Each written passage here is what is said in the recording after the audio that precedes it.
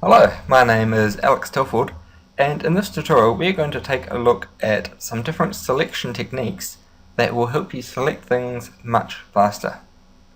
Now you probably think that you already know how to select things in Blender. You probably think you already know everything there is to know. But there is quite a few different options that even I didn't know until recently, some of these, and they are very useful. So let's get started. The first one that we're going to do is select boundary loop. So let's scale up a Suzanne here and apply the scale of that. Okay, so you find all of the select options. Most of these will be in edit mode, by the way, down here in the select menu. So if we come and select a couple of faces like so, we can then have the Blender select the bounding loop around our selection. So this is very useful for selecting and circling edge loops regardless of the topology. So to demonstrate that, I can come through, I can select around here. Say I want to have a edge loop selected around here. I can then come in and go select boundary loop, and it will select that area around it, as you can see.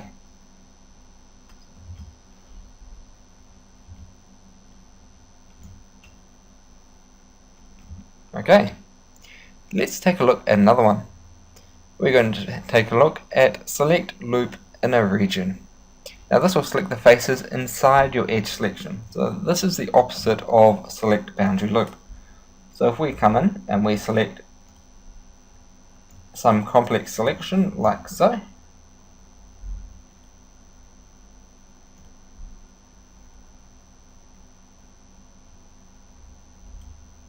and we come in to select loop in a region, it will select our pieces here, as you can see,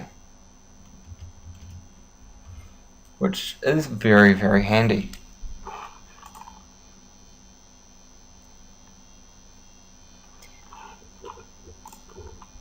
Okay, let's move on to the next one, which is select vertex path.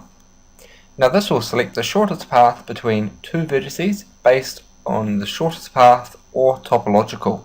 So it gives you two different methods there. This is very useful for selecting continuous edge along a model. So if we go into vertex mode and we select 2 points, let's say these two, as you can see, and if we go select vertex path, it will come and it will select the shortest loop.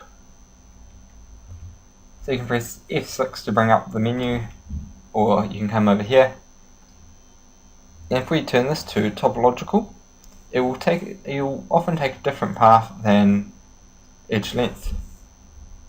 Sometimes, like so, it will do the same. But let's say if I select this one and one around here, if I go select vertex path, you can see edge length will do the shortest length between these two pieces.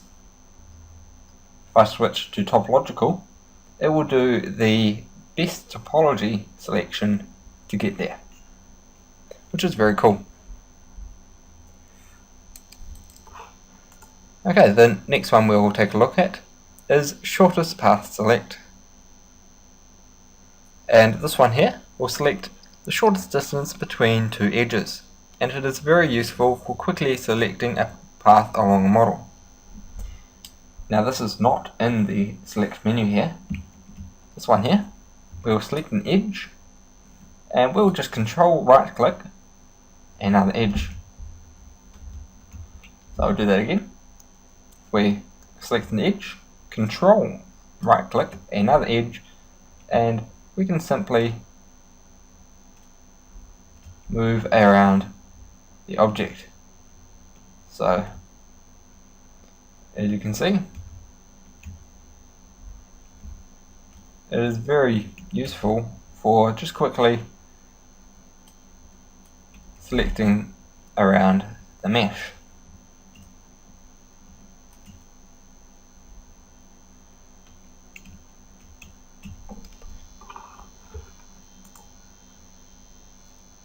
Okay, moving on, we will have a look at Select Similar. Now this will select parts of your model that are similar to your current selection. It's quite useful for selecting pieces of your model that are similar to current selections, such as joined instances. So if I select this and we, for example, select this eye, we can go select similar and we can go select similar length, which will select all the edges of similar length. Not quite what we want here. Amount of faces around an edge isn't quite what we want here. And none of these are actually going to be what we want here, just to let you know, but they do give you a lot of options. What I want to show you is if you press Ctrl Tab and go into Face, you can come in and you can select some different sort of areas here. So it's not looking very useful at the moment, is it?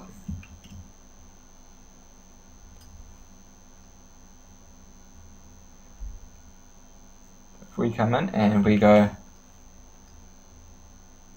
select area, and it's still going to give us some odd selections. So I believe what I need it to do,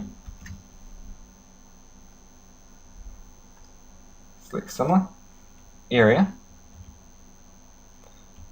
and it will select the same area over the whole mesh. So you see, it's a bit of a nightmare. This thing works sometimes. Obviously it's not quite working the way I want it at the moment, but it does in fact work. It is just one of those things that is very, very finicky and is usually best not to touch, but it is something that I do need to include into this tutorial. So yeah, it does have its uses, obviously not here. So moving on, let's have a look at Select Loose Edges and Vertices. So this is a piece that is very, very useful. If we go Shift D, extrude that, and just create a few loose pieces out here. If we come into Select Loose Verts Edges, it will select absolutely everything that does not have a face. And quite often you'll find modifiers will leave these stray vertices around, and it's just a quick way to select them and delete them. Okay, moving on, let's move on to Select Non-Manifold. Now Select Non-Manifold will select all the edges that are not connected on all sides. So this is very useful for selecting the ends of a mesh or for checking for holes in your mesh. So for example, if there was a hole in this mesh, which there already is, but I'm going to make another one. So say there's a hole there and we couldn't see it because we were in this view and you just weren't looking for it very hard. You can just come in and go Select Non-Manifold, and you'll see we have around the eyes, and we've got this one here over selected as well, which you would then come in and fill it back in. Okay, now let's move on to a very handy one, which is Select by Number of Verts. So you can see if we say 4, it will select every piece that has 4 vertices around it. 3 will select every triangle. and 5 will select n-gons with 5 edges. So if you want to select, for example, we have an n-gon here, an n-gon here, which you do get sometimes. If we were to go select by number of verts, we'd have 3, 4, 5 wouldn't pick up any, 6 would, 7 wouldn't, 8 would. If we want to select and make sure we've got any triangles, we'll select 3. If we want to check for any n-gons, what we do is go greater than 4, and you'll find that we can select all of the n-gons in our mesh, which we can then come in and triangulate those. Or you can turn them into quads, it's up to you. So let's fill those back in for the sake of the tutorial. And yeah, that is a very, very helpful one. And speaking of helpful ones, we're going to take a look at side of active. Now the side of active will select everything to the side of a vertex. And this is very useful for selecting half of the mesh. So in this case we're going to select the center vertex, and we're going to come to select side of active, and we're going to go positive X, and that will select the entire left side of the model. So looking from the model's point of view, it will select the entire left side, which is awesome. Okay, now let's move on, and we're going to take a look at another one called select interior faces. If I add in a cube, let's give this one here an array, and we'll check merge first and last, and we'll hit apply. Now you've probably done that before, and if you subdivide it, you get all these weird kinks and stuff, and what it is that you haven't removed the interior faces. Now you can come in and you can select all of these manually, which is a bit of a mission, or you can go select interior faces and we'll select them manually, which you can then delete. So the way it works is it will select any piece, any edge that has more than two faces coming off it. So if we had, for example, you get things like this, and that won't do it of course, but so we've got this segment in here, we fill that in, interior faces,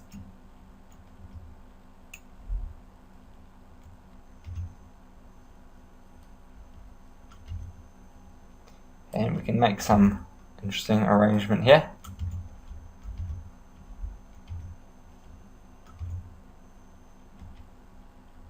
Alright, select interior, wrong one, select interior faces, and we now have these faces in here. So yeah, you can see how that works, you can see how very useful this can be, and you can then come in and delete those faces. Okay, so let's move on. We're going to take a look at select linked flat faces, which is a bit of a tongue twister there. Select linked flat faces, that's what I was trying to say. Okay, so let's add in the monkey head again. We select a face, and we want to, such as up here, we go select linked flat faces, and we increase this angle. You notice it will select a round based on an angle. So not very useful for Cezanne, but it is very useful on circumstances such as car doors. So if I go select link flat faces and turn that down, you can see we can select this region here without selecting the nose or the mouth. Not useful very much on Cezanne, but as I said, very useful for things like car doors or sections that are slightly curved and you want to select the entire face area. You can just use this.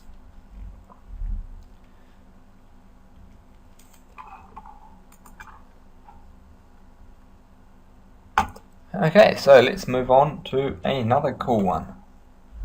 This one here is called Select Sharp Edges, and by default it will select every single edge on your mesh. But if you increase that angle, increase it right up,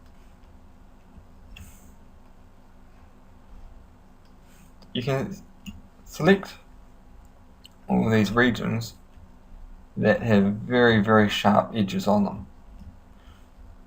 So you can see over 90, you're selecting edges that have a more than 90-degree bend on them. So we're selecting these regions around the eyes, we're selecting these regions around the ears here, and you can then just come in and refine your selection.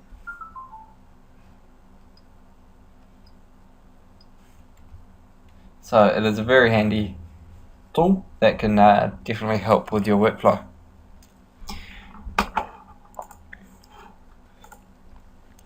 Okay, so let's move on to select every n number of verts. What this will do is if I add in a cylinder, let's add in a couple of edge loops here, we can go select every n number of verts and we can select every second vertex or every third one.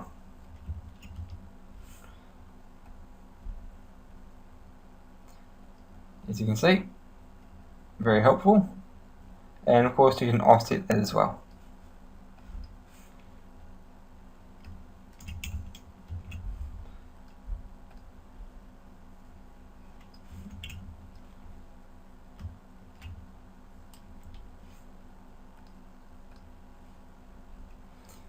Alright, so very handy tips. You can quite easily just come in and select regions. So what I generally use this for is if I want to extrude every second face, I will select a face loop, every n number of verts, and quite quickly we've done this. Let's come down one, n number of verts,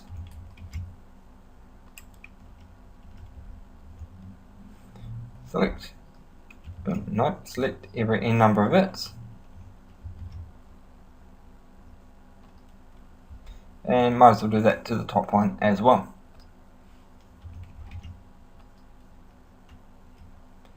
And now you have some interesting sort of arty thing, I suppose.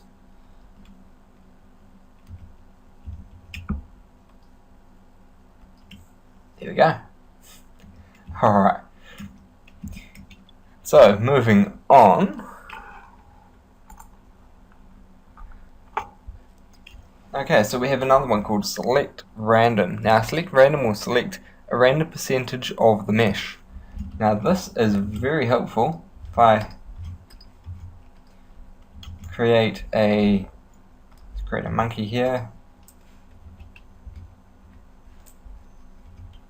create a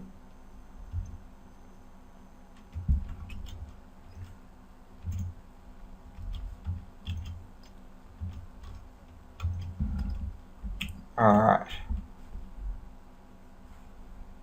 let's just apply that modifier and join those. So we've got this mesh here, and we want to move our 3D cursor over a little. Let's just put it on mesh, and I'm going to add in some ivy.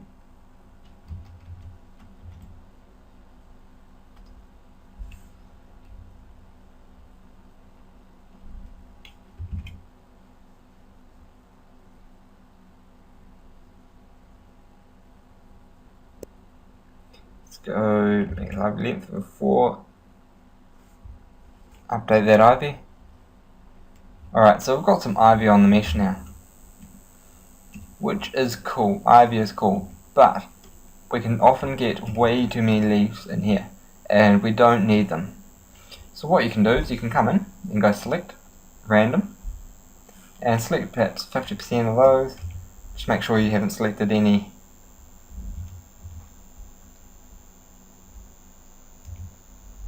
any out here that you may want to keep.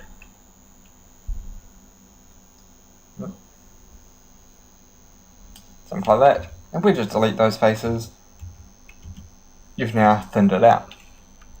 Very, very handy tool. Okay.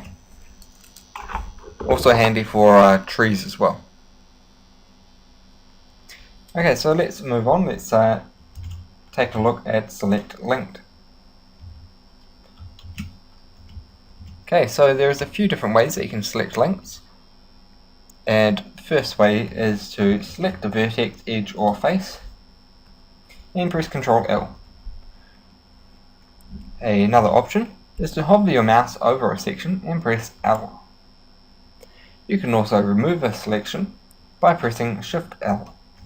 So for example, if we wanted to just select the eyes, I could press A to select everything and Shift L over the main section and we can get rid of those eyes. And it's very quick, very easy, and can be done just like that. Okay, so I'm going to show you something else now. What I'm going to show you is if I duplicate around a few monkeys.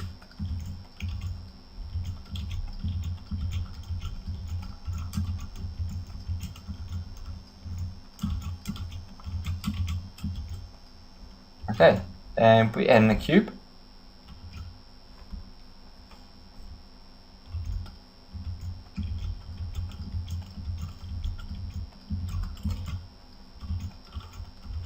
Alright, and now we have a right mess.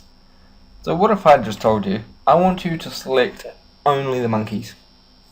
You'd probably go into the outliner actually, but if you don't want to go into the outliner and you want to do it nice and quickly, you can come in and you can go select, this is an object mode by the way, select pattern, and if we go star key star,